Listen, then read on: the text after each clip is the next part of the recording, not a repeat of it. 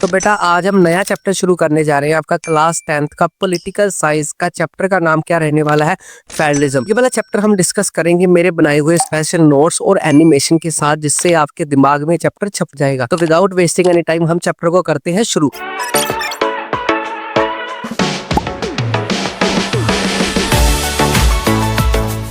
तो स्टार्ट करते हैं फेडरलिज्म चैप्टर को। जैसे आपकी टेक्स्ट बुक्स में सारे चैप्टर हेडिंग वाइज है, ये वाला चैप्टर भी हेडिंग वाइज है। इसकी ना हम टोटल ओवरऑल 4 मेन हेडिंग को डिस्कस करेंगे, जिसमें हम सबसे पहले हेडिंग को डिस्कस करने जा रहे हैं जिसका नाम क्या रहने वाला है, व्हाट इज फेडरलिज्म। और इस वाली हेडिंग का हम बढ़िया तरीके से ऑपरेशन करने जा रहे हैं। आज के बाद आपको इस वीडियो के बाद इस वाली हेडिंग से कोई भी डाउट नहीं रहेगा। अब बेसिकली इस वाली हेडिंग में ना आपको 2 चीजों के बारे में पता चलेगा according to your text books. पहली चीज मीनिंग ऑफ फेडरलिज्म, दूसरी चीज फीचर्स ऑफ फेडरलिज्म। सबसे पहले हम डिस्कस करने जा रहे हैं मीनिंग ऑफ फेडरलिज्म। हाँ भी मीनिंग क्या है, फेडरलिज्म का मतलब क्या होता है। इंग्लिश में डेफिनेशन करवाने से पहले ना मैं आपको मतलब समझा देता हूँ। हाँ भी फेडरलिज्म होता क्या है। जब भी कोई सरकार अपनी पावर्स की डिवीजन करती है लोगों की सुख सुविधा के लिए, उसको फेडरलिज्म बोला जाता है। यहाँ पर जो पावर है, पावर का मतलब ये नहीं है कोई मैजिकल पावर है। इसका मतलब क्या होता है, पॉलिटिकल राजनीति पावर। इसको बेस्ट एग्जांपल से समझाता हूँ। इंडिया में पॉलिटिकल पावर्स को डिवाइड किया गया है। से इंडिया में एक सेंट्रल गवर्नमेंट होती है। सेंट्रल गवर्नमेंट क्या करती है, पूरी की पूरी इंडिया को चलाती है। मतलब पूरी की पूरी इंडिया के रूल कौन सी गवर्नमेंट बनाती है, सेंट्रल गवर्नमेंट। और उसके बाद आ जाती है स्टेट गवर्नमेंट। हमारे इंडिया की जितनी भी स्टेट्स हैं, जैसे फॉर एग्जांपल पंजाब स्टेट उठा लो,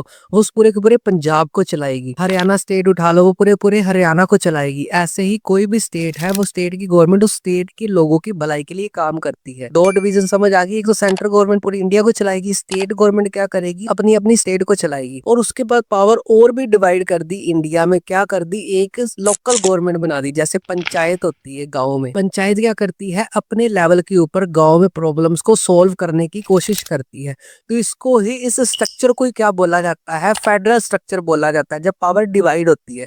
याद रखना, जितनी ज्यादा पावर डिवाइड होएगी उतना ही लोगों का भला होएगा। और जितनी एक बंदे के पास पावर होएगी ना, उतना ही वो लोगों को हो सकता है परेशान करे। आई होप ये बेसिक फेडरलिज्म का मतलब समझ आ गया। अब इसकी डेफिनेशन एग्जाम में आती है, वो आपने याद रखनी है। तो फेडरलिज्म का मीनिंग क्या होता है, system of government under power divide between centre government and other form of government. Federalism क्या होता है, एक गवर्नमेंट का ऐसा सिस्टम होता है जिसमें क्या होता है, एक सेंटर गवर्नमेंट होती है जो पूरी की पूरी किसी भी देश को चलाती है, चाहे वो इंडिया है, चाहे वो पाकिस्तान है, चाहे वो यूएसए है। और दूसरा उसकी हेल्प करने के लिए अदर फॉर्म्स ऑफ गवर्नमेंट होती है। अदर फॉर्म जो मैंने अभी करवाई है, जैसे इंडिया में है स्टेट लेवल की गवर्नमेंट होती है, लोकल लेवल की गवर्नमेंट होती है। इस स्ट्रक्चर को क्या बोला जाता है, फेडरल स्ट्रक्चर बोला जाता है। उसके बाद एक बात आपने साथ में की नोट रखनी है। क्या नोट रखनी है, all government run their administration independently without any interferes. अब जितनी भी गवर्नमेंट होती है, एक गवर्नमेंट तो सेंट्रल गवर्नमेंट होएगी। अब हो सकता है किसी देश में लोगों की भलाई के लिए 10 और गवर्नमेंट लेके आए वो लोग। जैसे हमारे इंडिया में 3 है, और ये तीनों गवर्नमेंट क्या है, इंडिपेंडेंटली काम करेंगी। किसी से पूछना नहीं है भाई। अगर किसी पंजाब की सरकार ने कोई पंजाब के लोगों की भलाई के लिए कोई स्कीम लेके आनी है, तो सेंटर से नहीं पूछेगी, वो सीधी की सीधी लोगों की भलाई के लिए लागू कर देगी। और इंटरफेयर नहीं करती है एक दूसरे में। ऐसे नहीं है कि सेंट्रल गवर्नमेंट पूछेगी हाँ भाई तूने भलाई के लिए काम क्यों किया लोगों की, हमें पूछा नहीं है। वो तो राजे महाराजे वाला सिस्टम हो जाएगा ना, वो तो फेल है, वो तो डेमोक्रेसी बोली नहीं जाएगी। तो अपना अपना एडमिनिस्ट्रेशन वर्क है, इंडिपेंडेंटली वो लोग रन करते हैं, जितनी भी टाइप की गवर्नमेंट होती है, और किसी की काम में इंटरफेयर नहीं करते। आई होप यहाँ तक आपको कंसेप्ट अच्छी तरह समझ आ गया। क्वेश्चन यहाँ से एक बुट होता है सीधा की सीधा, what is the meaning of federalism. तो आपने ये सारा लिख देना है। आगे आपकी टेक्स्ट बुक्स में इस मीनिंग के बाद ना ये वाली पिक्चर शो की गई है। इस पिक्चर में क्या है, वर्ल्ड की सारी कंट्रीज है, और कुछ कंट्री रेड हुई है, कुछ कंट्री रेड नहीं है। इसका मतलब ये है कि जो तो रेड है वहां पर क्या है, फेडरलिज्म प्रैक्टिस की जाती है। मतलब वहां पर पॉलिटिकल पावर शेयर की जाती है लोगों की भलाई के लिए। इसीलिए इस पिक्चर का नाम क्या है, फेडरल पॉलिटिकल सिस्टम। जहां पर पॉलिटिकल पावर्स फेडरल सिस्टम से चलती हैं, वो ये वाले रेड वाले सारे देश है, जिसमें हमारा भारत भी है। और एक नीचे लाइन लिखी हुई है, लाइन में क्या है, 25 कंट्रीज 193 देशों में क्या है, वहां पर फेडरलिज्म प्रैक्टिस होती है, और जो ये 25 रेड वाली है ना, वो वर्ल्ड का 40% पॉपुलेशन शेयर करती है। आई होप ये पिक्चर वाला कंसेप्ट आपको अच्छी तरह समझ आ गया। और थोड़ा सा ना यहाँ पर ना पिछले चैप्टर का भी मेंशन किया हुआ है हमने, पिछले चैप्टर में पावर शेयरिंग वाले में, वो भी अगर देखना है तो आप प्लेलिस्ट में जाके देख सकते हो, मैंने बढ़िया तरीके से समझाया है। उसमें क्या है, दो कंट्रीज की एग्जांपल दी थी, एक था बेल्जियम और एक था श्रीलंका। इन दोनों में से एक ने पावर का सही इस्तेमाल किया था और दूसरे ने पावर का गलत इस्तेमाल किया था। पावर का सही इस्तेमाल किसने किया था? बेल्जियम ने। बेल्जियम की दिमाग की बेल बजी और उसने फेडरलिज्म को अपनाया, पावर को शेयर किया ताकि लोगों का भला हो सके। और श्रीलंका में कौन सी सरकार थी? एक आपने टाइप याद रखना है, यूनिटरी गवर्नमेंट। हाँ भाई, यूनिटरी गवर्नमेंट क्या होती है? यूनिटरी गवर्नमेंट का मतलब होता है यहाँ पर एक ही लेवल हो, जैसे राजे महाराजे नहीं होते, सिर्फ एक ही लेवल था राजा और उसके बाद कोई भी लेवल नहीं है। तो एक बुराई वाली सरकार होती है जिसमें लोगों की भलाई नहीं होती। तो यहाँ पर एक क्वेश्चन पुट होके आया था पिछली बार, what is the meaning of unitary government? Unitary government क्या होती है? One level of the government, जब एक ही लेवल हो गवर्नमेंट का, वो अपने पास ही सारी पावर रखे। तो श्रीलंका ने वो पावर का यूज किया, जहां पर आपने देखा ही था पिछले चैप्टर में, श्रीलंका में बहुत सारे लोगों को बहुत सारी प्रॉब्लम्स को फेस करना पड़ा। आई होप आपको यहाँ तक कंसेप्ट अच्छी तरह समझ आ गया और आपको फेडरलिज्म के मीनिंग के बारे में अच्छी तरह समझ आ गया। अब हम डिस्कस करते हैं फेडरलिज्म के फीचर्स ऑफ फेडरलिज्म। इसमें हम ये देखेंगे, आपकी टेक्स्ट बुक्स में आगे मेंशन है, हाँ भी फेडरलिज्म के फीचर्स क्या क्या है, क्या क्या खूबियां क्या क्या है। पहला इसका फीचर है 2 और मोर लेवल्स या टायर्स ऑफ द गवर्नमेंट। इसका मतलब बेसिकली या तो टायर्स बोल दो या तो लेवल्स बोल दो। इस हेडिंग का क्या मतलब है कि जो गवर्नमेंट होती है, जो सरकार होती है, पॉलिटिकल पावर होती है, 2 से ज्यादा लेवल होते हैं फेडरलिज्म में।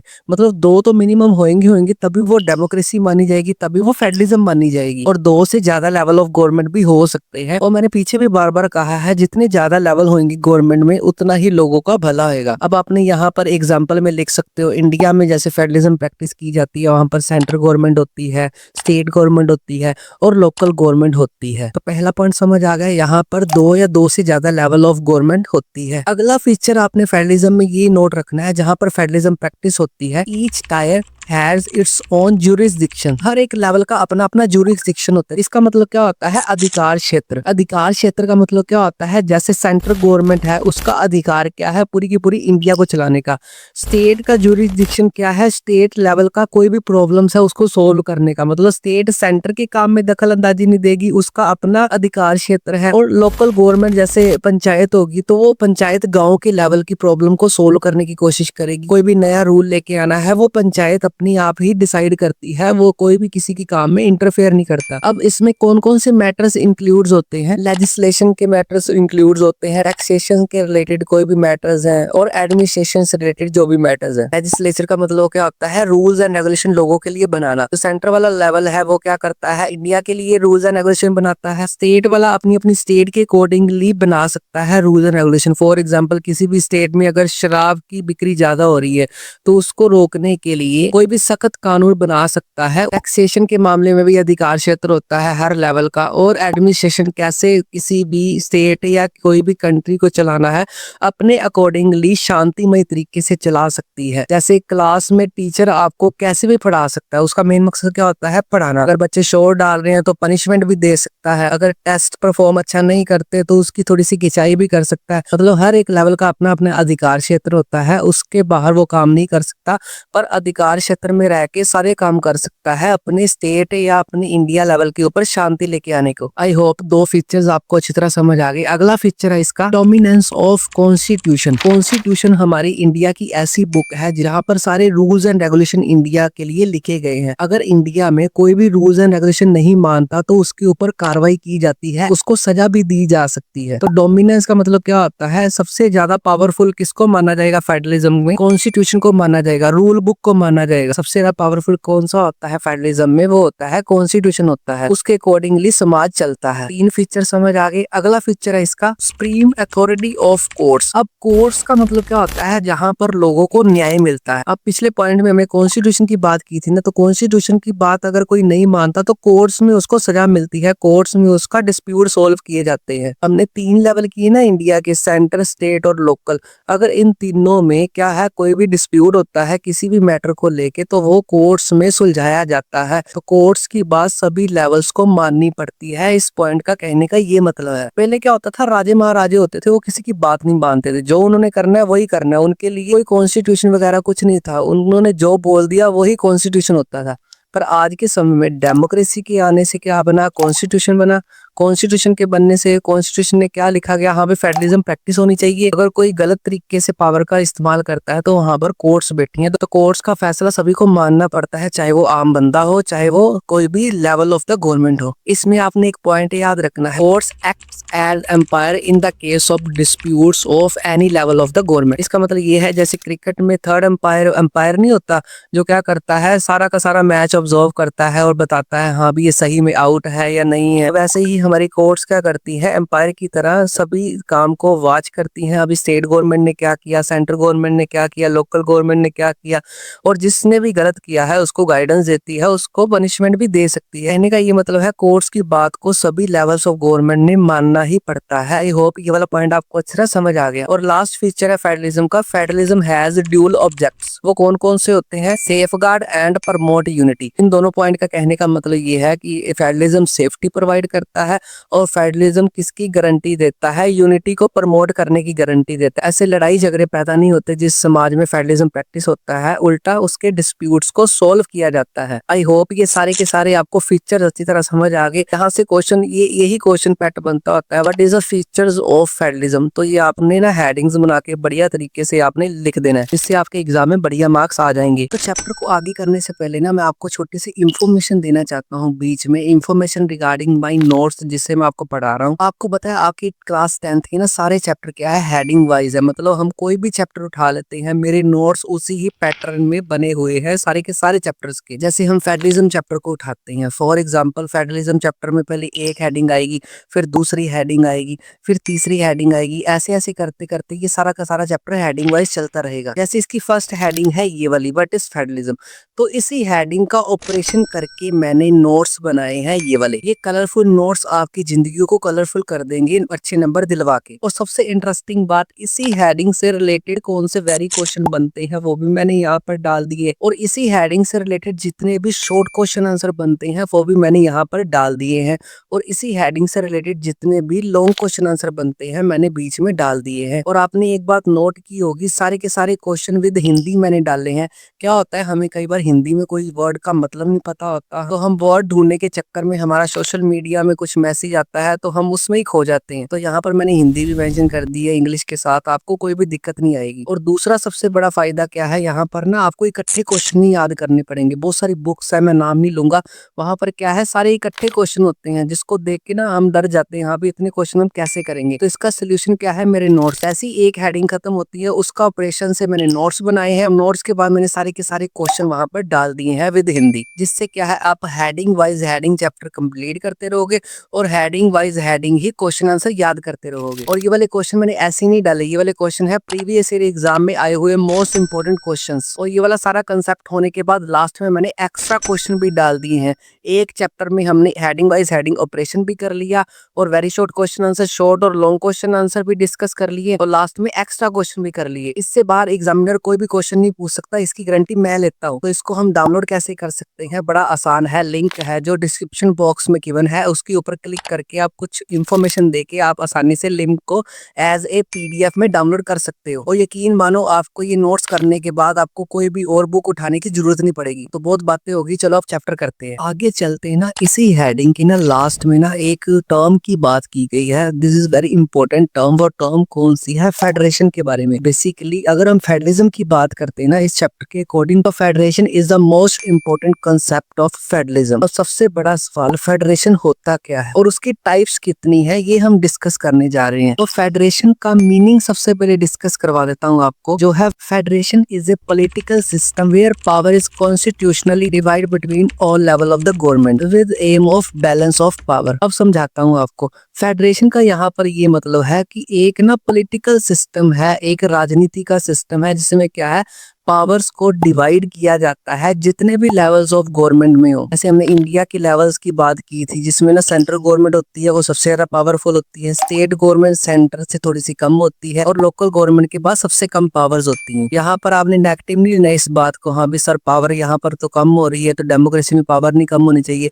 मतलब यहाँ पर पावर कम का ये मतलब है कि हाँ भी सेंट्रल गवर्नमेंट होती है ना उसके पास कुछ इंडिया लेवल के ऊपर ज्यादा अथॉरिटीज होती हैं रूल एंड रेगुलेशन बनाने के लिए। और अगर स्टेट गवर्नमेंट की बात करें तो वो अपनी स्टेट के लिए कुछ भी कर सकती हैं, ये एक दूसरे के काम में इंटरफेयर नहीं करेंगे बल्कि काम को आसान बनाने की कोशिश करेंगे। तो फेडरेशन का मतलब यहाँ पर क्या निकला, एक पॉलिटिकल सिस्टम है जहाँ पर पावर्स को डिवाइड किया जाता है अलग अलग लेवल्स ऑफ गवर्नमेंट में। इसका एम क्या होता है, पावर्स का बैलेंस बनाने के लिए फेडरेशन की स्थापना की गई फेडरलिज्म में। अब बात कर लेते हैं टाइप्स के ऊपर। There are 2 types of federation mention in your text book. सबसे पहली है कमिंग टुगेदर फेडरेशन, दूसरी है होल्डिंग टुगेदर फेडरेशन। हम इसका मीनिंग पहले देख लेते हैं। सबसे पहले एक बात करते हैं कमिंग टुगेदर फेडरेशन के बारे में। इसमें क्या होता है, independent states come together on their own to form a bigger unit. इसका मतलब ये है जब छोटी छोटी स्टेट से कोई एक बड़ी स्टेट बड़ी यूनिट बनती है उसको बोला जाता है कमिंग टुगेदर फेडरेशन। यहाँ पर लिखा है ना इंडिपेंडेंट स्टेट, इंडिपेंडेंट का मतलब क्या होता है, आजाद हो किसी के अंडर ना हो स्टेट्स क्या करती हैं अपनी मर्जी से, ऑन देयर ओन मतलब अपनी मर्जी से एक बड़े यूनिट की स्थापना करती है, उसको क्या बोला जाता है, कमिंग टुगेदर फेडरेशन। इसको याद रखने का तरीका, कमिंग का मतलब होता है आना,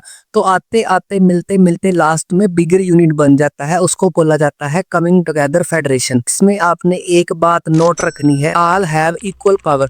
तो ये माना जाता है जो कमिंग टुगेदर फेडरेशन बनाती है ना छोटी छोटी स्टेट्स, तो इनमें ना जो पावर्स की डिवीजन होती है ना वो इक्वली होती है डिवाइड। फॉर एग्जांपल अगर ए बी सी 3 अलग अलग स्टेट्स हैं, 3 यूनिट हैं, ये आपस में मिलके कौन सा यूनिट बनाएंगी, बिगर वाला डी वाला बनाएंगी, तो ए बी सी की पावर क्या आएगी, सेम होएगी। ये कहने का ये मतलब है। इसकी एग्जांपल में आपने याद रखना है यूएसए, स्विट्जरलैंड और ऑस्ट्रेलिया एक्सेट्रा, ये तीनों के तीनों कौन सी फेडरेशन की एग्जांपल्स है, कमिंग टुगेदर फेडरेशन। उसके बाद बात करते हैं होल्डिंग टुगेदर फेडरेशन के बारे में। इसकी डेफिनेशन क्या रहेगी, a large country divides it's power between the central governments and states. इसका कहने का ये मतलब है जब कोई भी कंट्री अपने अंदर पावर्स को शेयर करती है अलग अलग स्टेट्स में तो उसको कौन सी फेडरेशन बोला जाता है, होल्डिंग टुगेदर फेडरेशन। इसमें बात आपने नोट रखनी है, not central government is more powerful. इसमें ना सेंट्रल जो गवर्नमेंट होती है ना वो ज्यादा पावरफुल होती है as compare to another level of government. इसकी एग्जांपल में कुछ देश याद रखने हैं, India, Spain and Belgium. Holding together को कैसे याद रख सकते हैं, हाँ भी ये होल्ड करके रखते हैं, अपने देश के अंदर ही पावर होल्ड करके रखते हैं, ये बाहर से नहीं कोई लिंक जोड़ते। ओवरऑल मैं रिवाइज करवाता हूँ, कमिंग टुगेदर फेडरेशन में क्या होता है जब छोटी छोटी यूनिट मिलके एक बिगर यूनिट बनाती है। जैसे एक एग्जाम्पल उठा लेते हैं यूएसए में। यूएसए में जैसे आप मैप में देख रहे हो, देखो कितनी छोटी छोटी स्टेट्स हैं, इंडिपेंडेंट स्टेट्स हैं, जो मिलके लास्ट में किसका नाम दिया गया, उसको यूएसए का नाम दिया गया। मतलब एक छोटी छोटी स्टेट से एक बड़ी यूनिट बन जाती है, उसको बोला जाता है कमिंग टुगेदर फेडरेशन। और होल्डिंग टुगेदर फेडरेशन में एक इंडिया हमारे देश की एग्जांपल पकड़ लेते हैं। इंडिया में क्या है, पावर्स को स्टेट्स में डिवाइड किया गया है। और याद रखना यहाँ पर नोट वाली बात जो मैंने बोली थी, क्या बोली थी कि सेंट्रल गवर्नमेंट जो होती है वो ज्यादा पावरफुल होती है एज कम्पेयर टू स्टेट या लोकल गवर्नमेंट से। उधर कमिंग टुगेदर फेडरेशन में क्या था कि सभी की पावर इक्वल ही है, मतलब सभी स्टेट जितनी भी मिलके बनी ना छोटी छोटी, उनकी पावर इक्वल ही है। यहाँ पर 3 क्वेश्चन बन के आते हैं। एक या तो आपको अलग से पूछ लेगा, हाँ भी कमिंग टुगेदर फेडरेशन का मतलब क्या होता है और कौन कौन से देश आते हैं इसमें। दूसरा क्वेश्चन क्या पूछ लेगा, होल्डिंग टुगेदर फेडरेशन क्या होती है और कौन कौन से देश आते हैं। या तीसरा क्वेश्चन में पूछ लेगा, what is the difference between coming together federation and holding together federation. I hope आपको यहाँ तक कंसेप्ट अच्छी तरह समझ आ गई है। यहाँ तक कंसेप्ट करने के बाद आगे हम एक नई दूसरी मेन हेडिंग शुरू करने जा रहे हैं इस चैप्टर की, जिसका नाम क्या रहने वाला है, what make India A federal country. Heading का ये मतलब है हमें कैसे पता चलता है जो इंडिया है वो है एक फेडरल कंट्री है। यहाँ पर ना एक क्वेश्चन बन के आता होता है, क्या इंडिया एक फेडरल कंट्री है, तो इसका आंसर तो यहाँ पर ही मिल गया, हाँ भी इंडिया एक फेडरल कंट्री है। वो बताना है कैसे पता चलता है इंडिया एक फेडरल कंट्री है। तो ये हेडिंग है ना जो what make India A federal country, उसका एक ही शब्द में आंसर है बाय कॉन्स्टिट्यूशन। इंडिया के कॉन्स्टिट्यूशन द्वारा इंडिया को क्या बोला गया है, एक फेडरल कंट्री का दर्जा दिया गया है। आगे हम कुछ ना क्राइटेरियाज डिस्कस करेंगे इस हेडिंग से रिलेटेड, जो क्वेश्चन क्वेश्चन बन के आपको आते होते हैं। इसका फर्स्ट क्राइटेरिया आपने याद रखना है डिविजन्स ऑफ पावर। पावर की डिविजन्स को देखते हुए इंडिया को क्या बोला गया है, फेडरल कंट्री बोला गया है। अब इसमें बहुत सारी चीजों को याद रखना पड़ेगा, जैसे डिविजन्स ऑफ पावर में हम डिस्कस करेंगे, 3 लिस्ट के बारे में डिस्कस करेंगे। इसकी ना क्वेश्चन बन के आते होते हैं, लास्ट में बताऊंगा कौन कौन से क्वेश्चन कहाँ कहाँ से बन के आ सकते हैं। अब मैं 3 लिस्ट की बात की ना, इंडिया की फेडरल कंट्री बोला गया है डिवीजन ऑफ पावर में। इसमें यूनियन लिस्ट होती है, स्टेट लिस्ट होती है और लास्ट में कॉन्करेंट लिस्ट होती है। अब सबसे पहले डिस्कस कर लेते हैं यूनियन लिस्ट के बारे में। अब इसमें आपने क्या याद रखना है, central government can passes law on 97 subjects such as defence, foreign affairs, atomic energy etcetera. तो इस पॉइंट में कहना क्या चाहता है, अगर सेंट्रल गवर्नमेंट ने कोई भी रूल्स एंड रेगुलेशन बनाने हैं तो वो कौन सी लिस्ट को उठा के बना सकते हैं, जो कॉन्स्टिट्यूशन में मेंशन है वो है यूनियन लिस्ट। मतलब यूनियन लिस्ट एक रूल बुक है जिसमें 97 सब्जेक्ट्स होते हैं। 97 सब्जेक्ट्स में क्या है, यूनियन गवर्नमेंट है, जो सेंट्रल गवर्नमेंट है वो लॉ बनाती है, जिसमें कुछ एग्जांपल्स आपने याद रखनी है। डिफेंस, अगर डिफेंस को लेके कोई भी रूल्स एंड रेगुलेशन पास करने हैं या नया रूल बनाना है तो कौन सी गवर्नमेंट बनाएगी, वो सेंट्रल गवर्नमेंट बनाएगी। किसके अंडर, यूनियन लिस्ट के अंडर। फॉरेन अफेयर्स में कोई भी रूल्स एंड रेगुलेशन बनाना चाहती है तो वो कौन सी लिस्ट को उठा के बना सकती है, सेंट्रल गवर्नमेंट, तो यूनियन लिस्ट। जिसमें टोटल कितने सब्जेक्ट्स होते हैं, 97 सब्जेक्ट। मतलब 97 सब्जेक्ट्स को लेके यूनियन गवर्नमेंट है, जो सेंट्रल गवर्नमेंट है, वो यूनियन लिस्ट को उठा के रूल्स एंड रेगुलेशन बना सकती है। मैं यहाँ पर ना आपको क्यूआर शो कर रहा हूँ एट प्रेजेंट, जब भी आप वीडियो देख रहे होगे कौन कौन से 97 सब्जेक्ट्स है, इसका स्क्रीनशॉट लेके स्कैन करके आप देख सकते हो 97 सब्जेक्ट कौन कौन से है, जिसमें क्या है, सरकार, जो कौन सी सरकार होती है, सेंट्रल गवर्नमेंट होती है, रूल्स एंड रेगुलेशन बना सकती है। आगे बात करते हैं स्टेट लिस्ट। स्टेट लिस्ट में आपने क्या डेफिनेशन याद रखनी है, only state government can pass a law on 66 subjects such as police, public health और लोकल गवर्नमेंट एक्सेट्रा। अब स्टेट लिस्ट का काम क्या होता है, ये रूल्स एंड रेगुलेशन बनाने में हेल्प करती है कौन सी सरकार के, स्टेट गवर्नमेंट के। अगर स्टेट गवर्नमेंट ने, पुलिस हो गया जैसे नीचे लिखा है, पब्लिक हेल्थ फैसिलिटीज को अच्छा करना है, लोगों को एक नई नई पॉलिसीज देनी है, लोगों की सहायता करनी है, या लोकल गवर्नमेंट को कुछ फंड वगैरह देने हैं, लोकल गवर्नमेंट की हेल्प करनी है, तो स्टेट लिस्ट के अंडर में रह के काम करते हैं कौन सी सरकार, स्टेट गवर्नमेंट। और इनका क्राइटेरिया कहाँ तक है, 66 सब्जेक्ट। मतलब 66 ऐसे सब्जेक्ट हैं जिसके ऊपर स्टेट सरकार क्या करती है, रूल एंड रेगुलेशन बनाती है according to the state list. अब मैं अगेन आपको क्यूआर शो करता हूँ, जहाँ पर स्टेट लिस्ट के जितने भी सब्जेक्ट्स है एट प्रेजेंट वो आपको शो हो जाएंगे। आप इसको पढ़ के अपनी नॉलेज बढ़ा सकते हो कौन कौन से सब्जेक्ट एट प्रेजेंट भी इसमें ऐड है। जैसे 2-3 तो मैंने लिखे हुए, पुलिस एग्जाम्पल में लिखा है, कोई भी सरकार, कोई भी स्टेट गवर्नमेंट ने अपनी अपनी पुलिस को बेहतर करने के लिए कोई रूल्स एंड रेगुलेशन बनाने हैं तो स्टेट लिस्ट के अकॉर्डिंगली वो बना सकते हैं, कोई दिक्कत वाली बात। आगे बात करते हैं थर्ड लिस्ट की, जो है कॉन्करेंट लिस्ट। इसमें क्या रखना है याद आपको, both central government and state government pass law on 47 subjects such as education, forest and adoption etcetera. अब क्या होता है, कुछ मैटर ऐसे भी होते हैं, जैसे मैंने लिखा है एजुकेशन मैटर हो गया, फॉरेस्ट से रिलेटेड कुछ भी रूल्स एंड रेगुलेशन बनाने हैं, अडॉप्शन से रिलेटेड कोई भी रूल्स एंड रेगुलेशन बनाने हैं, बच्चा कैसे गोद लिया जा सकता है, कोई भी ऐसा रूल एक्सेट्रा। मैंने बोला जैसे 47 इसमें सब्जेक्ट्स होते हैं, तो वो सेंटर और स्टेट गवर्नमेंट मिलके रूल बनाती है, वो कौन सी लिस्ट को फॉलो करते हुए, कॉन्करेंट लिस्ट को फॉलो करते हुए। यहाँ पर मैं दोबारा से क्यूआर शो कर रहा हूँ, जिसमें आपको कॉन्करेंट लिस्ट में एड प्रेजेंटली जो 47 सब्जेक्ट्स हैं वो आप इसको स्कैन करके बढ़िया तरीके से याद कर सकते हो, जिससे आपकी नॉलेज बढ़ेगी। तो यही इसकी हेडिंग का मेन मकसद है, डिवीजन ऑफ पावर। पावर की डिवीजन कैसे की जाती है, अगर सेंट्रल गवर्नमेंट ने कोई रूल एंड रेगुलेशन बनाना है तो कौन सी लिस्ट उठाएंगे, यूनियन लिस्ट। अगर किसी स्टेट गवर्नमेंट ने रूल्स एंड रेगुलेशन बनाना है तो वो कौन सी लिस्ट उठाएंगे, स्टेट लिस्ट। अगर दोनों ने मिलकर बनाना है तो कौन सी लिस्ट उठाएंगे, कॉन्करेंट लिस्ट। इसके सब्जेक्ट मैंने आपको सारे बता दिए हैं और आप स्कैन करके अगले सब्जेक्ट्स भी सारे देख सकते हो अपनी नॉलेज बढ़ाने के लिए। यहाँ पर एक एक्सेप्शनल बात है जो यहाँ पर आपने नोट रखनी है, वो क्या है, matters are not include in the any divisions of power and only central government has power to makes law under the residuary power. अब इस लाइंस का कहने का ये मतलब है, अगर कोई मैटर, मैंने ऊपर सब्जेक्ट बताए ना, हम यूनियन लिस्ट में कितने सब्जेक्ट है, 97 सब्जेक्ट, स्टेट लिस्ट में कितने सब्जेक्ट है, 66 सब्जेक्ट, और कॉन्करेंट लिस्ट में कितने सब्जेक्ट हैं, 47 सब्जेक्ट्स। कुछ ना कुछ ऐसे सब्जेक्ट्स होते हैं जो इन तीनों में कवर नहीं होते, तो ऐसे मैटर्स में कौन सी सरकार रूल एंड रेगुलेशन बना सकती है, वो है सेंट्रल गवर्नमेंट, जिसको क्या बोला जाता है, कौन सी पावर का यूज करके, रेसिडरी पावर। तो रेसिडरी पावर का मीनिंग यहाँ पर ये निकला, जब कोई डिविजन्स ऑफ पावर में कोई मैटर नहीं मिल रहा तो उसको सेंट्रल गवर्नमेंट रेसिडरी पावर का यूज करते हुए उसके ऊपर रूल एंड रेगुलेशन बना सकती है।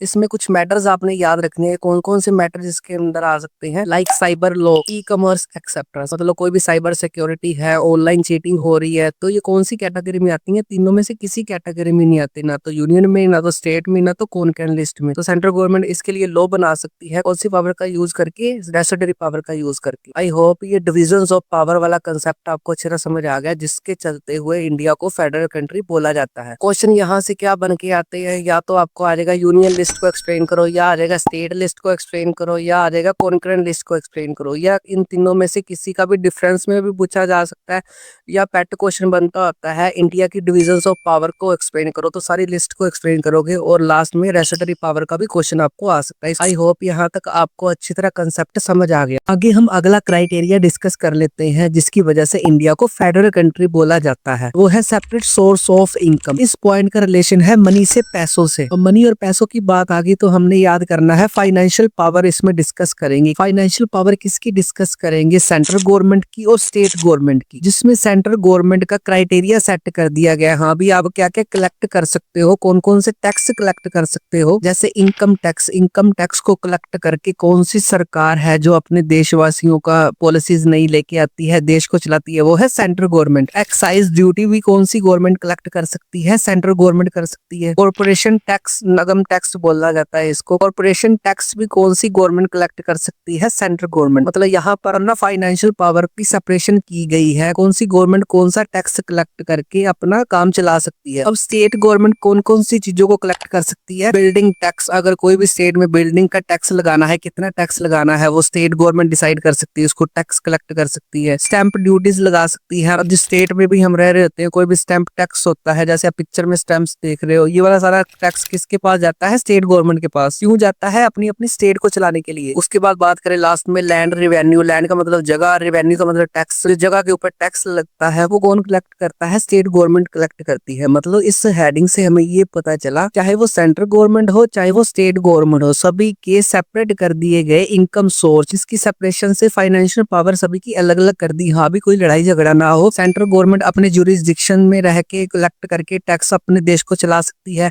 और स्टेट गवर्नमेंट अपनी अपनी स्टेट में रह के ये इन सभी टैक्स में कोई भी टैक्स कम करना है, ज्यादा करना है, उसका जुरिडिक्शन है। तो separate source of income is also reason for the federal country of India. उसके बाद अगला क्राइटेरिया क्या है जिससे पता चलता है इंडिया एक फेडरल कंट्री है, वो है 3 टायर सिस्टम। इंडिया का जो सिस्टम है वो 3 टायर सिस्टम से चलता है। मतलब एक होएगी यूनियन गवर्नमेंट जिसको सेंट्रल गवर्नमेंट भी बोला जाएगा, एक होएगी स्टेट गवर्नमेंट, और थर्ड वाली टाइप है लोकल गवर्नमेंट जिसको पंचायत बोला जाएगा। अब 3 टायर के रीजन से भी इंडिया को फेडरल कंट्री बोला गया है। जो यूनियन गवर्नमेंट है या सेंट्रल गवर्नमेंट है पूरी की पूरी इंडिया को चलाएगी, स्टेट गवर्नमेंट अपनी अपनी स्टेट को चलाएगी, और लोकल गवर्नमेंट में पंचायतें अपने गाँव को चलाएंगी। जैसे मैंने पिछली स्लाइड में बताया है, कोई भी किसी की काम में इंटरफेयर नहीं करेगा नजायज तरीके से। इन सभी का मेन मकसद क्या होता है, देशवासियों का भला सोचना। तो 3 tier system is also the reason for Indian federal country. उसके बाद इस हेडिंग का लास्ट क्राइटेरिया डिस्कस करते हैं, जो है ज्यूरिसडिक्शन ऑफ सुप्रीम कोर्ट और हाई कोर्ट। ज्यूरिसडिक्शन का मतलब होता है अधिकार क्षेत्र। इसमें आपने एक बात याद रखनी है, if any dispute about the division of power then supreme court and high court take decision. इसमें ये बोला गया है अगर पावर की डिवीजन में कोई भी डिस्प्यूट आ जाता है इन फ्यूचर, डिस्प्यूट का मतलब होता है लड़ाई झगड़ा, तो उस लड़ाई झगड़े को कौन सोल्व कर सकता है, सुप्रीम कोर्ट या हाई कोर्ट। उसका कहा सबको मानना ही पड़ता है। फॉर एग्जाम्पल हमने 3 लिस्ट की थी, यूनियन लिस्ट, स्टेट लिस्ट और कॉन्करेंट लिस्ट। अगर इन तीनों में से कोई एक नया इन फ्यूचर सब्जेक्ट आ जाता है, या कोई भी पावर में डिस्प्यूट है सेंटर और स्टेट और लोकल गवर्नमेंट को लेके, तो वो सुप्रीम कोर्ट और हाई कोर्ट में सुलझाया जा सकता है। जा सकता नहीं है, सुलझाया ही जाएगा। तो jurisdiction of supreme court and high court is also the reason for Indian federal country. यहाँ पर बहुत सारे क्वेश्चन बनते हैं जो मैंने नोट्स में बढ़िया तरीके से डाल दिए हैं। इसको याद करके आपको कोई भी और बुक उठाने की जरूरत नहीं पड़ेगी। अगर एक लॉ क्वेश्चन बन के आता है कि इंडिया को फेडरल कंट्री क्यों बोला जाता है, तो सारी हेडिंग के साथ, जो पीछे मैंने हेडिंग बताई है उसके साथ बढ़िया तरीके से इसको एलैबोरेट कर दो। आई होप ये वाली हेडिंग आपको बढ़िया तरीके से अच्छी तरह समझ आ गई। इसके बाद हम चैप्टर में आगे बढ़ते हैं। आगे हम ना आपकी थर्ड मेन हेडिंग को डिस्कस करने जा रहे हैं, जिसका नाम क्या रहने वाला है, हाउ इज फेडरलिज्म प्रैक्टिस। इस हेडिंग में बेसिकली इंडिया के बारे में डिस्कस करेंगे हम। इंडिया में फेडरलिज्म कैसे प्रैक्टिस किया गया, कैसे उस चीज को इम्प्लीमेंटेशन किया गया कि फेडरलिज्म जिससे साबित होता है हाँ भी इंडिया में सक्सेसफुल होता है। इस वाली हेडिंग में ना हम बेसिकली 3 मेन पॉइंट्स के बारे में डिस्कस करेंगे। पहला पॉइंट है लिंग्विस्टिक स्टेट्स, दूसरा पॉइंट है लैंग्वेज पॉलिसी, और थर्ड और लास्ट पॉइंट है सेंटर और स्टेट रिलेशंस। तो आइए एक एक करके इन पॉइंट्स को डिस्कस करें। सबसे पहले डिस्कस करते हैं लिंग्विस्टिक स्टेट्स से फेडरलिज्म इंडिया में कैसे प्रैक्टिस होती है, उसको डिस्कस। अब जो लिंग्विस्टिक वर्ड है ना, इसका मतलब बेसिकली भाषा से उसका रिलेशन होता है। लिंग्विस्टिक स्टेट्स मिला के क्या बना, भाषाई राज्य। इसका मतलब ये बना जैसे जिसकी लैंग्वेज होती है वैसे ही उसको उसकी स्टेट दे देना। जब ये पॉइंट लास्ट तक डिस्कस हो जाएगा ना, आपको इस पॉइंट में कोई भी कंफ्यूजन नहीं रहेगी। इस पॉइंट की शुरुआत होती है आपकी टेक्स्ट बुक की ये वाली लाइन से, जो है आफ्टर इंडिपेंडेंस, मतलब 1950 के बाद several old states change into new states. उनके कहने का ये मतलब है कि अगर हम मैप को देखते हैं इंडिया की 1950 के बाद वाला एरा को, तो इंडिया में बहुत सारी स्टेट्स है ना जो वो चेंज हो गई, मतलब कुछ स्टेट से कुछ स्टेट अलग कर दी गई। जैसे मैं आपको दो पिक्चर दिखाता हूँ, ये है 1947 जब इंडिया आजाद हुआ था तब की स्टेट्स, ध्यान से देख लो कितनी ज्यादा कम है, कौन सी स्टेट कहाँ पर है। अब बात करते हैं एट प्रेजेंटली क्या है। ये वाला मैप है जो इंडिया का प्रेजेंट में, जिसमें 28 स्टेट और 8 यूटीज है। लाइन अब समझ आ गई ना कि इंडिया की इंडिपेंडेंस 1950 के बाद क्या है, बहुत सारी स्टेट चेंज हो गई न्यू स्टेट्स में। अब जो नई नई स्टेट्स बन गई हैं उनमें से कुछ स्टेट ऐसी भी हैं जो भाषा के आधार पे बनी, लिंग्विस्टिक स्टेट्स के आधार पे बनी। अब लिंग्विस्टिक स्टेट्स बनाने का एम क्या था, same states for same state. किसके लिए सेम स्टेट, सेम लैंग्वेजेस, जिसकी लैंग्वेज सेम है उसको स्टेट भी सेम दे दो। सेम कॉमन कल्चर, जिसका कॉमन कल्चर है उसको उसकी स्टेट दे दो। सेम एथनिसिटी, जिसकी जो जात है उसको वो वाली स्टेट दे दो। मतलब एक जाति के लोग एक स्टेट में रहेंगे, एक जाति के जितने भी कल्चर सेम है वो एक स्टेट में रहेंगे, और एक जाति की जितनी भी लैंग्वेज ज्यादा बोलते हैं लोग वो वाली स्टेट उनको दे दी जाएगी। अब यहाँ पर आपने एक फैक्ट याद रखना है, लिंग्विस्टिक स्टेट जो सबसे पहली बनी थी भाषा के आधार पे, उस स्टेट का नाम है आंध्र प्रदेश, जो कब बनी थी 1953 में। लिंग्विस्टिक स्टेट्स के बेस पे जो जिसकी जो भाषा है उसको वो वाली स्टेट दे दी गई। आंध्र प्रदेश में सबसे ज्यादा लोग क्या बोलते हैं, तेलुगु। तो तेलुगु की आंध्र प्रदेश स्टेट है जो लिंग्विस्टिक स्टेट भाषा के आधार पे बनने वाली पहली स्टेट है ये, जो कब बनी थी 1953 में बनी थी। एक एग्जांपल और आपको बता देता हूँ, जो भाषा के आधार पे जो स्टेट बनी वो है पंजाब। पंजाब कब बनी 1966 में, और वहाँ पर क्या बोली जाती है, पंजाबी। मतलब जैसा जिस लोगों का कल्चर होएगा, जैसे जिस लोगों की लैंग्वेज होगी, जैसे लोगों की जाति ज्यादा होगी तो उनको अलग अलग स्टेट दे दी गई। तो लिंग्विस्टिक स्टेट से भी इंडिया में फेडरलिज्म प्रैक्टिस हुआ सक्सेसफुली। ये वाला पॉइंट ये कहना चाहता है। यहाँ पर आगे ना मैं आपको क्या हुआ शो कर रहा हूँ, इसमें क्या है, सारी स्टेट्स की फॉर्मेशन डेट आ जाएगी, और स्टेट कौन कौन सी स्टेट भाषा के आधार पे कब बनी वो सारी की डिटेल है। यहाँ पर आप इसको स्कैन करके अपनी नॉलेज को बढ़ा सकते हो। एक बार ना पिछले एग्जाम में आया था, what is a positive result of a linguistic state, तो वो भी डिस्कस साथ के साथ कर ही लेते हैं। इसका पहला रिजल्ट निकला, कंट्री मोर यूनाइटेड हुआ, और इससे लड़ाई झगड़े भी इंडिया में कम हो गए। अगला इसका क्या इफेक्ट बना, मेड एडमिनिस्ट्रेशन इजियर। अब एडमिनिस्ट्रेशन कैसे इजियर हो जाएगा, फॉर एग्जाम्पल दो मैंने स्टेट करवाई ना एक सी एग्जाम्पल की। सबसे पहले आंध्र प्रदेश। आंध्र प्रदेश में कौन सी लैंग्वेज बोली जाती है, तेलुगु। अब आंध्र प्रदेश में सबसे ज्यादा लोग रहने वाली संख्या क्या है, तेलुगु। तो वहाँ पर एडमिनिस्ट्रेशन वर्क के काम क्या है, तेलुगु लैंग्वेज में होंगे, उनको ज्यादा टेंशन लेने की जरूरत नहीं होगी। और दूसरा पंजाब। पंजाब में पंजाबी का यूज सबसे ज्यादा होगा, डॉक्यूमेंटेशन के ऊपर पंजाबी होगी उनकी, सारे ऑफिशियल काम भी पंजाबी में किए जाएंगे। मतलब इससे क्या होगा, सभी भाईचारा बढ़ेगा। मतलब एक स्टेट जहाँ पर जो लोग सेम कल्चर के रह रहे हैं, सेम लैंग्वेज के रह रहे हैं, उनको एक ही state he they. I hope ये दो के दो पॉइंट आपको अच्छी तरह समझ आ गए। उसके बाद डिस्कस करते हैं आगे सेकंड पॉइंट, जिसका नाम है लैंग्वेज पॉलिसी। लैंग्वेज पॉलिसी में यहाँ पर कॉन्स्टिट्यूशन में ये मेंशन कर दिया है, no language is our national language. कोई भी नेशनल लैंग्वेज नहीं, ऐसे नहीं बोल दिया गया है सारा का सारा काम हिंदी में होएगा, सारा का सारा काम इंग्लिश में होएगा, सारा का सारा काम पंजाबी में होएगा। कोई भी नेशनल लैंग्वेज का दर्जा किसी को नहीं दिया गया, किसी भी लैंग्वेज को, ताकि भाषा को लेके कभी भी किसी भी स्टेट में लड़ाइयां झगड़े ना हो। अगला पॉइंट इसका ये याद रखना है, besides Hindi other 21 languages are scheduled languages in our constitution. Hindi के अलावा 21 लैंग्वेजेस है ना, उसको शेड्यूल्ड लैंग्वेजेस बोला जाता है, जो हमारे इंडिया के कॉन्स्टिट्यूशन में मेंशन है। मतलब टोटल हमारे इंडिया के कॉन्स्टिट्यूशन में कितनी लैंग्वेज दर्ज है, 22 लैंग्वेज हिंदी, और उसके साथ 21 लैंग्वेज, टोटल कितनी होगी 22 शेड्यूल्ड लैंग्वेजेस का। यहाँ पर ये मतलब है, हाँ भाई अगर कोई भी एग्जाम यूपीएससी का एग्जाम देता है, सिविल सर्विस का एग्जाम देता है, सेंट्रल लेवल का एग्जाम देता है, तो 22 लैंग्वेज में ही उसको क्वेश्चन पेपर आएगा। ऐसे कोई भेदभाव नहीं किया जाएगा में भी। अगर वो हिंदी में करना चाहता है हिंदी में कर सकता है, इंग्लिश में करना चाहता है इंग्लिश में कर सकता है, उसकी चॉइस है। यहाँ पर एक आपने बात नोट रखनी, कौन सी, stop of use of English language in 1965। जब देश आजाद हुआ था, अंग्रेज छोड़ के गए थे, तो इंग्लिश का यूज कब बंद हुआ था इंडिया में यूज होना, 1956। ये अपनी फैक्चुअल डिटेल याद रखनी। काम अब किस में होता है, सभी लैंग्वेज में होता है, इंग्लिश में स्टॉप हो गया था। और इंडिया की 2 ही लैंग्वेज है जो ऑफिशियल है, वो कौन सी है, हिंदी और इंग्लिश। यहाँ से आपको ये क्वेश्चन बन सकता है, ऑफिशियल लैंग्वेज कौन सी है, हिंदी और इंग्लिश। इंग्लिश का स्टॉप कब हुआ था यूज करना, 1965 में। तो इंडिया में फेडरलिज्म सही तरीके से प्रैक्टिस होता है, ये लैंग्वेज पॉलिसी भी इसको क्लियर करती है। आगे हम डिस्कस करते हैं थर्ड और लास्ट पॉइंट इस हेडिंग का, जो है सेंटर स्टेट रिलेशनशिप। इसमें ना एक डेट को पकड़ा हुआ है 1919। इसका बिफोर सिनेरियो देखेंगे और आफ्टर सिनेरियो देखेंगे। मतलब सेंटर और स्टेट की रिलेशनशिप 1990 से पहले कैसी थी और सेंटर और स्टेट की रिलेशनशिप 1990 और आज तक कैसी है वो देखेंगे। पहले बात करते हैं बिफोर 1990। इसमें क्या है, central government misuse the power to dismiss the state government. अब सेंट्रल गवर्नमेंट ना 1990 में पहले क्या करती थी, किसी भी स्टेट गवर्नमेंट को डिसमिस करने के लिए अपनी पावर्स का मिसयूज करती थी। इन दो पॉइंट्स को मैं दो पिक्चर्स के साथ समझाऊंगा जो आपकी टेक्स्ट बुक्स में मेंशन है। इतना समझ लो कि 1990 से पहले क्या सिनेरियो था कि जो सेंट्रल गवर्नमेंट थी ना स्टेट के साथ चीटिंग करती थी अपनी पावर्स का मिसयूज करके। कैसे करती थी मैं आपको पिक्चर से समझाऊंगा। अब बात करते हैं आफ्टर 1919 के बाद क्या इफेक्ट पड़ा। Power sharing between national and regional parties emerge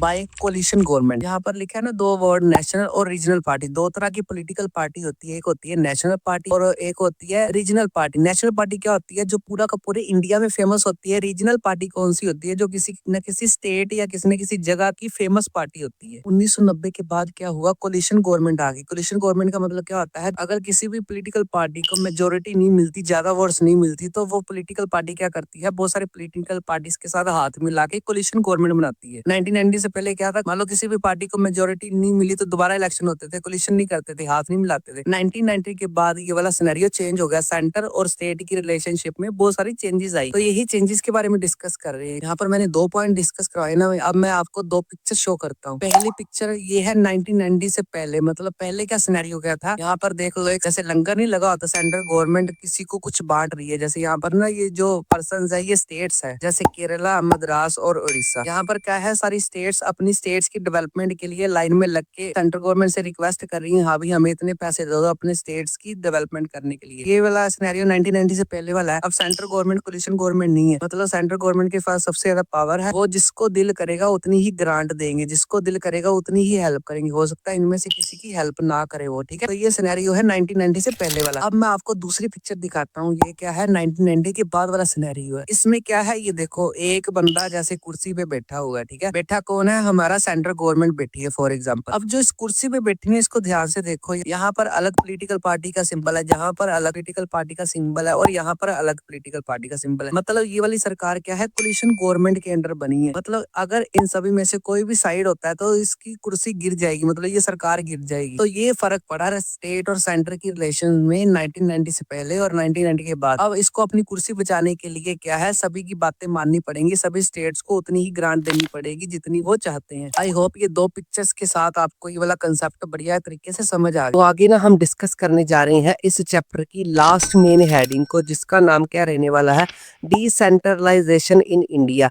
ये वाली हेडिंग है ना जो मोस्ट इंपोर्टेंट हेडिंग में से एक है। यहाँ से ना बहुत सारे क्वेश्चन एग्जाम में पुट होके आते हैं, इसको ना थोड़ा सा ध्यान से आपने देखना है। इस वाली हेडिंग को ना हम क्राइटेरियाज में डिस्कस करेंगे। तो सबसे पहले क्राइटेरिया हम डिस्कस करने जा रहे हैं, जिसमें हम ना मीनिंग देखेंगे। हाँ भी डिसेंट्रलाइजेशन का मतलब क्या होता है। मीनिंग को समझाने से पहले ना मैं आपको एक बढ़िया तरीके से कंसेप्ट क्लियर कर देता हूँ। हमारे इंडिया में फेडरलिज्म कैसे प्रैक्टिस होती है, वैसे मैंने पिछली स्लाइड्स में भी करवा दिया है।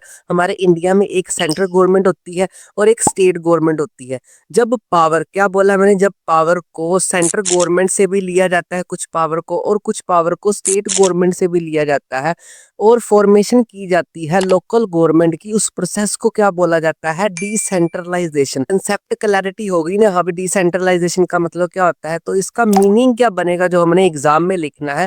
When the power taken from the central government, जब सेंट्रल गवर्नमेंट से पावर ले ली, एंड स्टेट गवर्नमेंट से पावर ले ली, और फॉर्मेशन ऑफ लोकल गवर्नमेंट की फॉर्मेशन के लिए उस प्रोसेस को डिसेंट्रलाइजेशन बोला जाता है। इसकी एग्जांपल आपने लिखनी है। अगर एग्जाम में क्वेश्चन आता है ना what is the meaning of decentralisation, तो मीनिंग लिख के साथ में एग्जांपल लिखोगे। तो एग्जांपल में आपने दो एग्जांपल याद रखनी है। डिसेंट्रलाइजेशन, अगर रूरल की बात करें, गाँव की बात करें, वहां पर होती है पंचायत, और अर्बन की, शहरों की बात करें तो वहां पर होती है municipal corporation. Municipal corporation and the panchayati system is the best example of decentralisation in India. पहला मीनिंग वाला क्राइटेरिया समझ आ गया कि डिसेंट्रलाइजेशन का मतलब क्या होता है, जब पावर को शेयर किया जाता है, लोकल गवर्नमेंट बनाई जाती है। और वैसे भी आपको ना नोट्स में सारी मोतियों की जैसे आपको सारी हेडिंग्स बढ़िया तरीके से मिलेगी, आपको कोई भी टेंशन लेने की जरूरत नहीं है। अब हम नेक्स्ट क्राइटेरिया डिस्कस करते हैं इसकी हिस्ट्री के बारे में। हाँ भी डिसेंट्रलाइजेशन कैसे हुआ, इंडिया में कब हुआ, कौन सी अमेंडमेंट थी, ये सारी चीजें मैं यहाँ पर क्लियर करने जा रहा हूँ। अब आपने एक डेट याद रखनी है। इन 1992 में ना दो अमेंडमेंट हुई थी। याद रखने का तरीका 1992 लास्ट में 2 है, तो यहाँ पर दो अमेंडमेंट्स हुई थी। अमेंडमेंट का बेसिकली मतलब होता है जब भी हम कॉन्स्टिट्यूशन में कोई भी चेंज करते हैं, हम नहीं करते, लोकसभा और राज्यसभा में अप्रूव होने के बाद जब कॉन्स्टिट्यूशन में चेंज किया जाता है तब वो अमेंडमेंट कहलाती है। तो अमेंडमेंट का मतलब क्या बना, जब कोई सरकार कॉन्स्टिट्यूशन में, संविधान में कुछ चेंजेस करती है उसको अमेंडमेंट बोला जाता है। अमेंडमेंट कौन से नंबर की दो हुई थी, एक हुई थी 73rd अमेंडमेंट मतलब 73rd नंबर वाली अमेंडमेंट, एक हुई थी 74 अमेंडमेंट। जो तो 73rd नंबर वाली अमेंडमेंट है वहां पर कॉन्स्टिट्यूशन में ये मेंशन कर दिया कि विलेज लेवल के ऊपर एक लोकल गवर्नमेंट होएगी जिसका नाम क्या होएगा, पंचायत होएगा। और उसको लीड कौन करेगा, उसका हेड कौन होएगा, पंचायत का सरपंच, आपने सुना ही होगा नाम। अब 74 नंबर वाली अमेंडमेंट में क्या दर्ज कर दिया गया कॉन्स्टिट्यूशन में कि अर्बन लेवल के ऊपर जो शहरों में लोगों की समस्या सॉल्व करने के लिए कौन सी लोकल गवर्नमेंट होएगी, तो वो होएगी म्युनिसिपल कॉर्पोरेशन। जिसको लीड कौन करेगा, जिसका हेड कौन होएगा, मेयर होएगा। अब बेसिकली चाहे हम सरपंच गांव की बात करें तो इनका काम क्या होता है, लोगों की प्रॉब्लम को सॉल्व करना, लोकल लेवल के ऊपर लोगों को स्पीडली जस्टिस देना, मतलब लोगों की कोई भी प्रॉब्लम है उसको स्पीडली उसका सोल्यूशन दे देना, सरपंच का ये काम होता है। अगर गांव में कोई भी विकास लेके आना है, गांव में कोई भी चीज का डेवलपमेंट करनी है तो वो सरपंच ही करवाता है। और अगर यहाँ पर मेयर की बात करें जो शहर को चलाता है, ये सेम की काम करता है। मान लो शहर में कोई भी डेवलपमेंट लेके आनी है, शहर में कोई सड़क बनानी है, शहर में नाली की व्यवस्था सही करनी है, शहर में सफाई करवानी है या कोई भी ऐसा काम करवाना है, मतलब शहर को मेंटेन रखेगा मेयर और गाँव को मेंटेन कौन रखेगा, सरपंच रखेगा। तो यही लोकल गवर्नमेंट का मेन मकसद होता है। और एक बात आपने यहाँ पर नोट कर देनी है, कौन सी नोट करनी है, जो लोकल गवर्नमेंट है ना उसके इलेक्शंस कौन सी बॉडी करवाती है, तो आपने नाम याद रखना है, स्टेट इलेक्शन कमीशन। इसको क्या बोला जाता है, SEC, state election commission are responsible for the elections for local government. Local government के इलेक्शंस SEC करवाता है, जो उसकी जिम्मेदारी होती है। यहाँ पर ना आपको MCQs में भी क्वेश्चन आ सकता है, हाँ भी 73rd नंबर अमेंडमेंट या 1992 डेट को भाई ध्यान से रख लो, नोट्स में मैंने सारे क्वेश्चन डाल दिए। और यहाँ पर ये डेट है ना 1992, इसमें से बड़े सारे क्वेश्चन बनते हैं। हाँ भी लोकल गवर्नमेंट का जो संविधान में मेंशन किया गया शहरों में और गाँव में, वो कब हुआ, 1992 को। ये अमेंडमेंट डेट्स याद रखनी है, 73rd नंबर वाली और 74 नंबर वाली। एक काम करते हैं, मैं ना यहाँ पर आपको एक QR शो कर देता हूँ। जब भी आप ये वाली वीडियो देखोगे, चाहे कितने भी साल बाद, यहाँ पर आपको एट प्रेजेंट इंडिया में कितनी अमेंडमेंट्स हो गई, कितने कॉन्स्टिट्यूशन में चेंज हो गए हैं, वो आपको यहाँ पर शो हो जाएंगी। मतलब आज तक इंडिया में संविधान में कितने चेंजेस हुए, यहाँ पर आपको लिस्ट आ जाएगी प्रॉपर। 100+ है, 100 से भी ज्यादा है, उसको आप पढ़ के अपनी नॉलेज को बढ़ा सकते हो। अब बेसिकली लोकल गवर्नमेंट का एम क्या होता है, चाहे वो गाँव में हो चाहे वो शहरों में, settled people issue at local level, लोगों की प्रॉब्लम्स को लोकल लेवल के ऊपर ही सोल्व कर देना। अब सोच के देखो, आप मान लो कोई गांव के बंदे को कोई प्रॉब्लम है या शहर के एक आम से बंदे को कोई प्रॉब्लम है, वो कहाँ पर जाएगा, वो प्राइम मिनिस्टर के पास जाएगा या प्रेसिडेंट के पास जाएगा, वो तो अपने सरपंच के पास चला जाएगा, हाँ भी सरपंच जी मेरे को ये प्रॉब्लम है। और मेयर के पास चला जाएगा अगर शहर का होगा, हाँ भी मेयर साहब मेरी गली की नालियां नहीं सही है, उसको सही करवाओ आप, हमने आपको वोट दी है। तो बेसिकली लोकल गवर्नमेंट का एम यहाँ पर क्या होता है, लोगों की प्रॉब्लम्स को ग्राउंड लेवल के ऊपर ही सोल्व कर देना। आई होप कि 2 क्राइटेरियाज आपको समझ आ गए मीनिंग और हिस्ट्री के बारे में। अगला मोस्ट इंपोर्टेंट क्राइटेरिया, यहाँ से भी बहुत सारे क्वेश्चन आते हैं, वो कौन सा क्राइटेरिया है, structure of Panchayati Raj system. Structure ऐसे है, जो इंडिया का पंचायती राज सिस्टम है ना, वो 3 टायर सिस्टम से चलता है। 3 levels of Panchayati Raj system की क्वेश्चन आया था पिछली बार 3 मार्क्स का, तो आपने तीनों पॉइंट्स को बढ़िया तरीके से इलेबोरेट करना है मेरे समझाने के बाद। ये लेवल ना हम नीचे से शुरू करेंगे, जैसे जैसे ऊपर जाएगा उतना उतना लेवल हाई होता जाएगा। सबसे पहले आता है ग्राम पंचायत का। इसको कौन सा लेवल बोला जाता है, विलेज लेवल। ग्राम का मतलब क्या होता है, गांव। गांव की पंचायत सबसे पहला लेवल है, जिसमें एक ही गांव आता है, जिसमें एक सरपंच होगा, उसका हेड। पहला लेवल समझ आ गया, इसको हेड कौन करेगा, सरपंच करेगा। उसके बाद अगर बहुत सारी पंचायतों को मिला दिया जाए, सेकंड लेवल आ जाता है, जिसको क्या बोला जाता है, पंचायती समिति या मंडल भी बोला जाता है। आपको एग्जाम में आ सकता है एक्सप्लेन मंडल, तो वो सेकंड लेवल की बात कर रहा है। या आपको दूसरी तरफ क्वेश्चन आ सकता है एक्सप्लेन पंचायती समिति, तो सेम ही लिखोगे। इसको बोला जाता है ब्लॉक लेवल।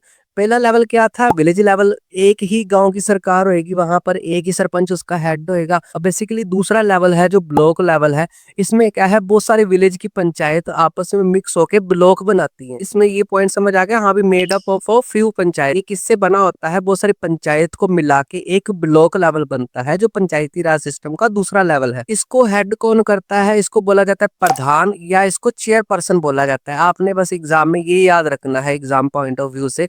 एमसीक्यूज आ सकता है। सेकंड लेवल का नाम क्या है, या तो ये पूछा जाएगा अभी पंचायती समिति। और पंचायती समिति को हेड कौन करता है, या तो चेयरपर्सन या उसको प्रधान बोला जाता है। एज इट इज ही याद रखना है। विलेज लेवल समझ आ गया, ब्लॉक लेवल समझ आ गया। अब बात करते हैं थर्ड और लास्ट इसके लेवल की, जो सबसे हाईएस्ट लेवल बोला जाता है उसको क्या बोला जाता है, जिला परिषद। जिला परिषद को बोला जाता है डिस्ट्रिक्ट लेवल। ये डिस्ट्रिक्ट लेवल के ऊपर लोगों की प्रॉब्लम्स को सोल्व करती है। ये कैसे बनी होती है, बहुत सारे ब्लॉक्स को मिला के। मतलब आपने यहाँ एक चीज याद रखनी है, विलेज लेवल में विलेज एक ही होएगा। जब बहुत सारे विलेज बन जाते हैं तो वो बन जाता है ब्लॉक लेवल। जब बहुत सारे ब्लॉक इकट्ठे हो जाते हैं वो डिस्ट्रिक्ट बन जाता है। इसको बोला जाता है हाईएस्ट इंस्टीट्यूशन। अगर पंचायती राज सिस्टम का हाईएस्ट इंस्टीट्यूशन आपको एमसीक्यूज में आ रहे तो वो है जिला परिषद। इसका हेड कौन होता है, या तो एमएलए होएगा या होएगा कोई भी लोकसभा का मेंबर। इसका इलेक्टेड पर्सन जो होएगा ना, इसका हेड होएगा। वैसे तो सारे इलेक्टेड पर्सन है, यहाँ पर आपने क्राइटेरिया याद रखने हैं। हाँ भी विलेज लेवल का सरपंच होएगा, वो भी इलेक्टेड है 5 सालों के लिए। और ब्लॉक लेवल का जो प्रधान है या चेयरपर्सन है वो भी 5 सालों के लिए इलेक्टेड पर्सन है। और जो लास्ट में जिला परिषद हाईएस्ट इंस्टीट्यूशन है वो एमएलए या लोकसभा के मेंबर जिसको हेड करते हैं, मेंबर ऑफ लेजिस्लेटिव असेंबली में। ये तो थी फुल स्ट्रक्चर किसकी, पंचायती राज सिस्टम की। यहाँ पर जितने भी क्वेश्चन मैक्सिमम से मैक्सिमम कवर होते हैं ना, मैंने नोट्स में सारे डाल दिया। आप टेंशन फ्री होके पढ़ के जाओगे ना, आपके यहाँ से 101% रिजल्ट मिलेगा। उसके बाद लास्ट इसका क्राइटेरिया डिस्कस करते हैं, फिर ये हेडिंग और चैप्टर को फिनिश करते हैं। जो क्या है, एडवांटेजेस ऑफ लोकल गवर्नमेंट। हाँ भी लोकल गवर्नमेंट होने के क्या क्या एडवांटेजेस है। इसका फर्स्ट बेनिफिट है reduction of burden of the central government. ये सेंट्रल गवर्नमेंट की जो बर्डन है ना उसको कम करता है। फॉर एग्जाम्पल सेंट्रल गवर्नमेंट में हमारा ना पीएम बैठा होता है। अब इंडिया इतनी ज्यादा बड़ी है ना, बेसिकली क्या होता है, किसी भी गांव में किसी भी छोटे से शहर में किसी को प्रॉब्लम है ना, वो किसी के पास जाएगा, सीधा के सीधा पीएम के पास ही जाएगा। ऐसे सोचो कोई प्रॉब्लम आ गई, सारे पीएम के पास ही जा रहे हैं। सेंट्रल गवर्नमेंट के पास इतना ज्यादा बर्डन हो जाएगा, किस किस की प्रॉब्लम सोल्व करे। तो उन्होंने पावर्स को डिवाइड किया, उसको फेडरलिज्म बोलते हैं। और फेडरलिज्म में क्या है, डिसेंट्रलाइजेशन करती, लोकल गवर्नमेंट करती, जिसमें क्या है लोगों की प्रॉब्लम्स को लोकल लेवल के ऊपर सोल्व किया जाता है। इससे सेंट्रल गवर्नमेंट का भी प्रेशर कम होता है, बर्डन कम होता है। इसको याद रखने का तरीका बैंक और एटीएम से याद रख लो। अगर आप बैंक में सारे चले जाए तो बैंक में भीड़ हो जाएगी, तो एटीएम से पैसे निकालने वाले एटीएम के पास चले जाएंगे, जिससे क्या होगा, बैंक का बर्डन कम होएगा। वैसे ही सेंट्रल गवर्नमेंट का बर्डन कम होएगा, लोगों की प्रॉब्लम्स भी बढ़िया तरीके से सोल्व होंगी। अगली लोकल गवर्नमेंट की एडवांटेजेस है वुमेन एम्पावरमेंट। वुमेन को भी एम्पावरमेंट मिला, कैसे मिला, बाय रिजर्वेशन। चाहे वो कोई भी लोकल गवर्नमेंट हो, शहरों की या गाँव की। मेरे को कमेंट बॉक्स में बताओ शहरों की लोकल गवर्नमेंट का क्या नाम है भाई, और गाँव की लोकल गवर्नमेंट का क्या नाम है। वहां पर वुमेन्स का रिजर्वेशन कितना कर दिया, 1/3 या 33%। यहाँ पर 33% वुमेन्स का होना जरूरी ही है। अगर वुमेन्स भी सरपंच बनेगी, वुमेन्स भी मेयर बनेगी, जिससे क्या आएगा, समाज में वुमेन की सिचुएशन सुधरेगी और वुमेन्स को एम्पावरमेंट मिलेगी। थर्ड इसकी एडवांटेज है फाउंडेशन ऑफ डेमोक्रेसी। बिल्कुल सही बात है। डेमोक्रेसी में क्या होता है, पावर शेयरिंग होती है। पावर शेयरिंग की प्रोसेस को क्या बोला जाता है, डिसेंट्रलाइजेशन बोला जाता है। पहले क्या होते थे, राजे महाराजे होते थे, क्योंकि सारे काम राजे नहीं करने, लोगों की भलाई तो होती नहीं थी। यहाँ पर क्या है, अलग अलग लेवल ही बना दिए भाई। सेंट्रल गवर्नमेंट अपने तरीके से प्रॉब्लम सॉल्व कर रही है, स्टेट गवर्नमेंट अपने तरीके से, और लोकल गवर्नमेंट अपने तरीके से। इसको बोला जाता है सही फाउंडेशन ऑफ डेमोक्रेसी। मतलब डेमोक्रेसी अच्छी तरह निभ जाती है जब पावर शेयरिंग बढ़िया तरीके से होती है। अगली इसकी एडवांटेज है डायरेक्ट पार्टिसिपेशन ऑफ पीपल। लोगों का डायरेक्ट पार्टिसिपेशन होता है भाई। यहाँ पर अगर हम मेयर के इलेक्शन में देखेंगे तो सिटीज में लोग इसकी इलेक्शंस में पार्टिसिपेट करते हैं। यहाँ पर कोई भी चीटिंग नहीं होती, जिसको सिलेक्ट करना है उसको मेयर बनाते हैं, वो मेयर उसकी प्रॉब्लम को सोल्व करता है।